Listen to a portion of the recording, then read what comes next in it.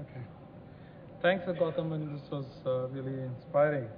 What I'm going to talk about today is story of Adobe, exactly what Adobe does and what we have been doing in India over the years. How many of you know about Adobe? Have you heard of Adobe, what Adobe is? Great. And I'm sure you know Adobe because of Flash or because of Adobe Reader, PDF Reader, Photoshop, InDesign, Illustrator, whole set of products that allow you to be creative and create good-looking, high-value content. Adobe started in 1982 in Silicon Valley, and our first product was a platform that we called PostScript. And Adobe, along with Microsoft, Apple, Aldus, launched what we call as desktop publishing revolution. And the core idea was that people wanted to print reliably and faithfully on a cheap printer. And that's the technology that Adobe provided and created the PostScript platform. And on that PostScript platform, we were able to build products that targeted output to that PostScript platform. Products like Photoshop and Illustrator and InDesign. And that allowed us to build a publishing business which was $500 million worth. But as the industry changed and people started to look at information on computers and share information across wide heterogeneous environment, the idea of taking a complex file with images, fonts, graphics, animation, and so on, and moving it onto a different type of computer from Windows to Mac, from Mac to Linux, and so on, it was a big problem. And that's the second big platform that Adobe created, which was how do people share electronic document, and created the PDF file format. And again, on PDF file format, Adobe was able to build a whole bunch of business, primarily Acrobat, Lifecycle, and so on, and that allowed us to get to a $2 billion business. The third key innovation that we did was looked at these documents and said, what do people do with content? And we said the high value content is used largely for communicating information, and in enterprise, the high value item is in marketing. And that's the third focus area for us, which is the business of documents or business of content, and that's digital marketing. And that's the third platform that we have created on which we are again building set of businesses, and we are already like $4.5 billion company, and we think this focus will allow us to grow materially going forward. So if you look at like the story of Adobe, what you will see is there is a distinct effort and attempt to create a new platform.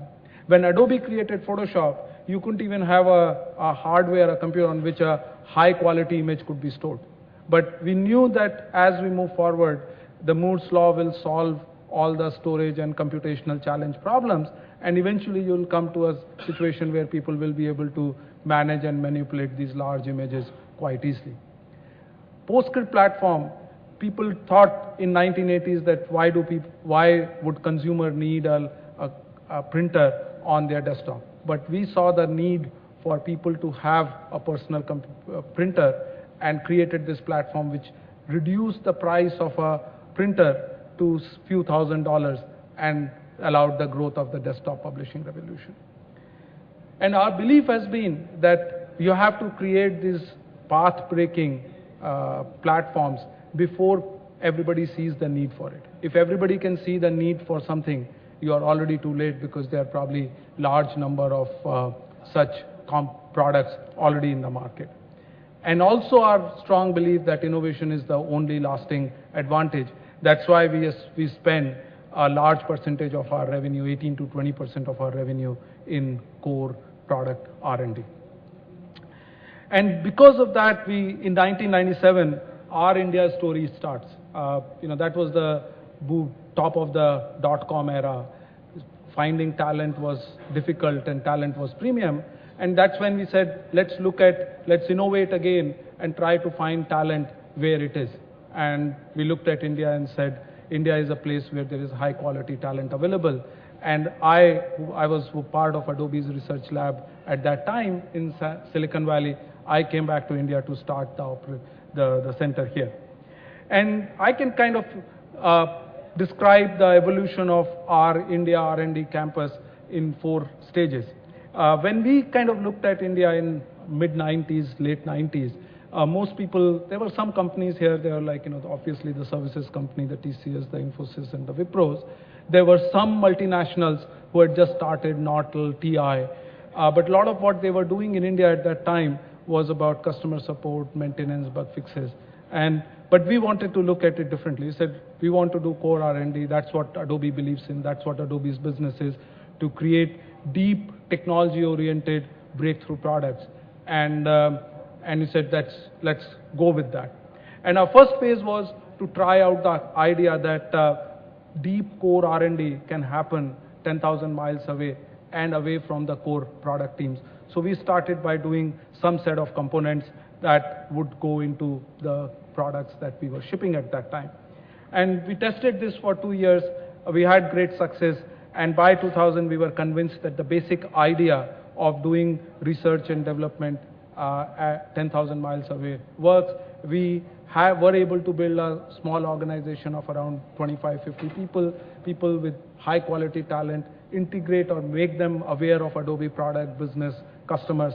And then we move to the next stage and say, from developing a product or owning or developing a component of a product and enhancing that technology, let's move to the next stage of taking a full product and shipping it to the market.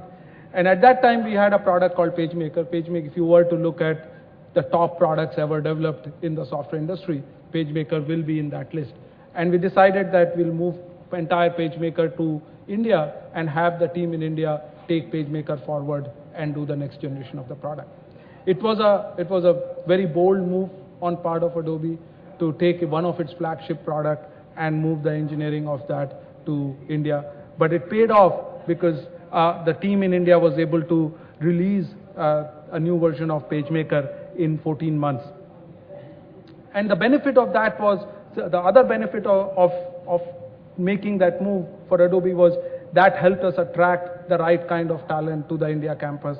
It established Adobe India as a center where exciting, path-breaking work was happening, and also built credibility within the broader Adobe ecosystem as well as with the customer base, that Adobe can ship high-quality product even if they are developed in India. The next phase of evolution of our India campus was when we moved from products to business. And between 2000 and 2005, there are large number of many products that were shifted to India, and there were many products that Adobe India conceived and developed from scratch during that period. In 2005, we moved the business, not only doing components and full product engineering and business, but we are leading some of the core Adobe's agenda. And as I said, like one of the core business agenda for us is find the business of content. And one of the area of business of content is useful in learning also, and that's one of the key charter that we are driving. But so if you look at the Adobe's history over the 15 years that we have been in India, we started as developing components and innovating in the component area, then full product, then business, and now being the thought leader and the innovation leader. So where we are, we have around 2,500 engineers, mostly in core engineering, and 35 to 40% of Adobe's core engineering is done out of India. There is a business that's mostly managed out of India, and we have been able to file several hundred patents over this period, and many get filed on a monthly basis from the India Center. We do engineering for many products. We have product management, business strategy, and so on, and many of the peripheral and support functions like customer support, information technology, inside sales, and operation. So what are the new core focus areas for us? And this is a very interesting list that we have. One of the areas that we are becoming very excited about, and that kind of connects very well with where Adobe started, is 3D printing. For those of you who have kind of looked at it, you'll know what I'm talking about. But if you have not looked at it, we have been working on it for kind of several years now. But every time I look at a 3D printer print an object, it's almost like a magic. It's like, object coming up out of thin air. And we are looking at how, you can make 3D printing better, faster, cheaper, and also find interesting industrial and consumer application for 3D printing. Second area that's of interest to us is consumer imaging. With a digital camera and camera in mobile phones and all that, the number of photographs that people are taking has just gone through the roof. And photographs have morphed from being a memory keeper to the language of communication. I'm not sure how many of you are following Snapchat, where you take photograph and send it, and that photograph stays there for milliseconds and then disappears. And the reason for that is people want to communicate through photographs, but they don't want the photographs to be preserved because of the fear that it might be abused later for whatever is in the photograph. And I think that transformation is pretty material, not just for this industry, but for how people interact with each other. Web conferencing is another area, social publishing, content authoring, publishing, documents, digital form. So there are many, many areas that we are focused on. And as I said, like almost everything that Adobe does, there'll be some form of that happening at the India R&D Center. I just want to kind of give you a brief of a couple of projects or problems that we are working on. One of the problems that we are focused on is understand customer sentiment. And now, marketers are able to get significant amount of information from customers because of all the social media. Customers are very vocal. If they have a good experience, they want to share it on Facebook, on YouTube, on LinkedIn, on Twitter. If they are unhappy, they are going to kind of bitch about it, and they'll blog about it. So knowing, and most of the large companies have millions of fans on their social pages. And what these companies want to know is, what is customer thinking about their product? Is customer kind of happy, unhappy? And traditionally, when the customer sentiment has been talked about, people have only talked about, is it positive feedback or negative feedback? And where we are coming from is that it's not enough to just describe customer reaction as positive or negative. It's also important to figure out exactly what kind of emotions they display. And you can look at various kind of emotions like anticipation, joy, trust, disgust, and so on. And the reason why this emotional analysis is important is because this allows companies and marketers to act. If a customer is just unhappy, you will have a very different reaction to customer who is disgusted, or customer who is frustrated, or customer who is happy. And we have a product and technology that's actually going to be shipping pretty soon in Adobe Social Product that essentially takes the tweet that customers have on Twitter and able to do a emotion analysis of this. This, in our kind of viewpoint, is the first product that does this automatically. And doing it over a large set of tweets, you are able to, a marketer is able to devise their strategy, and actually in some cases, a customer-specific strategy. So for example, in this particular case, the tweet is, wow, totally missed this Adobe acquisition, acquires Behance, good combo for education. And what we have done is the software does the emotional analysis and say there is a huge amount of surprise in that, there is some joy, there is no fear, and so on.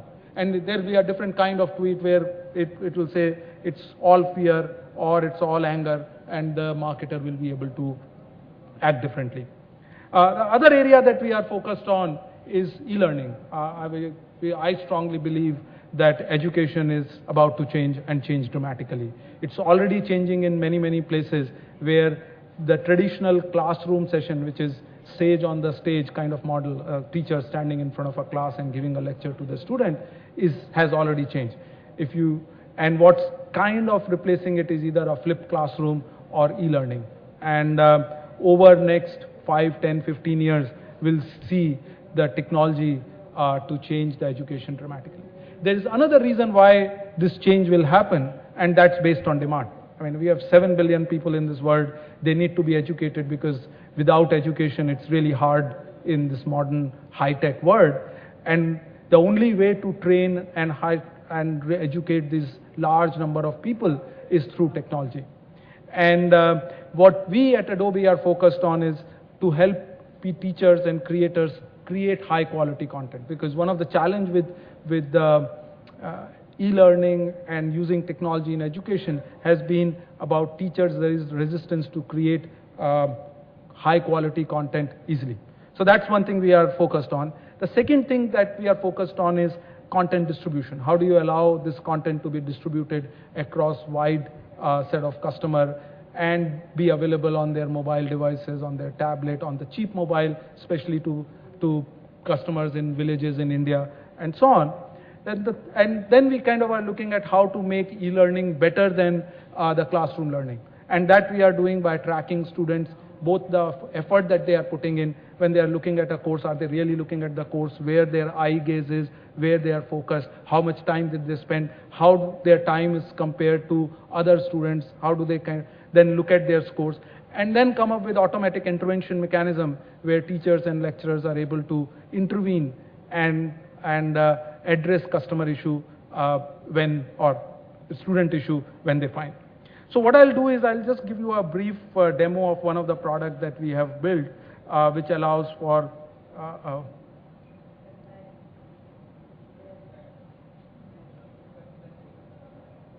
sorry, I kind of escaped.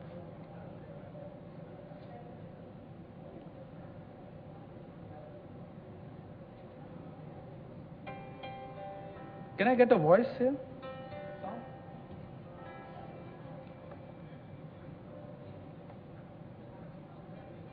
Espresso gives you a whiteboard to draw and explain the most natural way.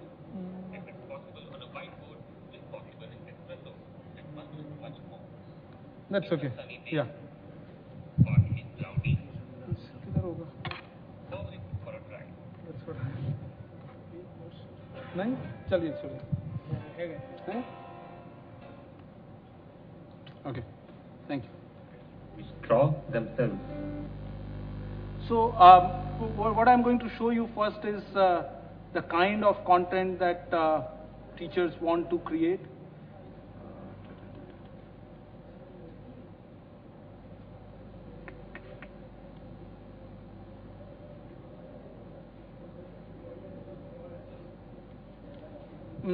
Sorry.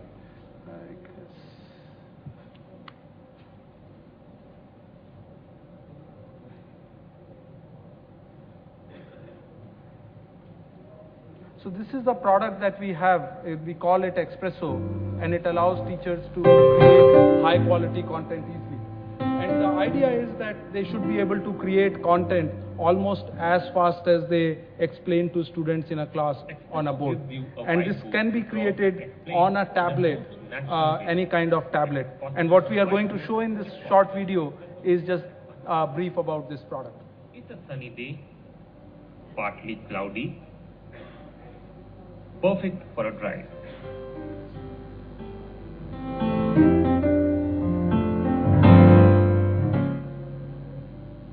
You can bring in assets which draw themselves.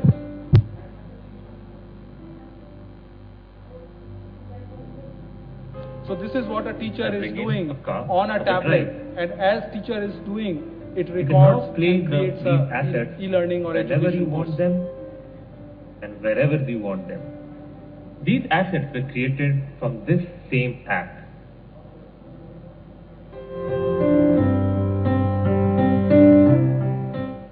You have an infinite canvas where you can express your idea.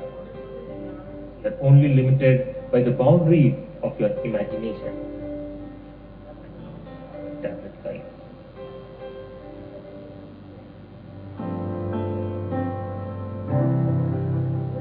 You can bring static images to life by revealing it in your own customized way. Let's know more about our tire.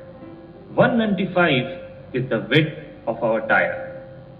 55 is the aspect ratio of our tire. R suggests that it's a radial construction. 15 is the diameter of our tire. 87 is the load capacity of our tire, and G suggests that it's a high-speed tire.